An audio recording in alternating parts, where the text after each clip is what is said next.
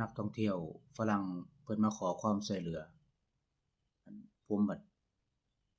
บ่รู้จักภาษาอังกฤษนะครับผมก็เลยช่วยเหลืออิหยังเพิ่นบ่ได้เมาพร้อมเลยพี่น้องเมาบักอย่างคักเลยย่างเซมาแล้วมาถามผมว่า "Excuse me กาลีอยู่ไหน?" นี่คำว่ากาลีอยู่ไหนผมงงเลยผมก็เลยถามเพิ่นว่า "You can speak Thai" หมายถึงว่าเว้าไทยได้บ่จั่งซี้นะเพิ่นตอบผมว่า "No this is my first time in Thailand"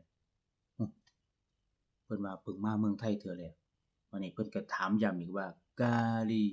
กาลีอยู่ไหนนี่ล่ะพี่น้องคำนี้ล่ะเพิ่นก็ยืนถามผมแต่คำนี้ล่ะ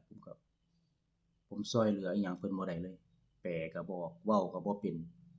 เพิ่นก็ย่างหนีไปเลยแบบรู้สึกเสียใจอะที่บ่สามารถช่วย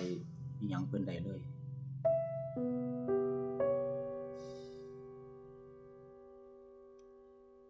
กาลีอยู่ไหน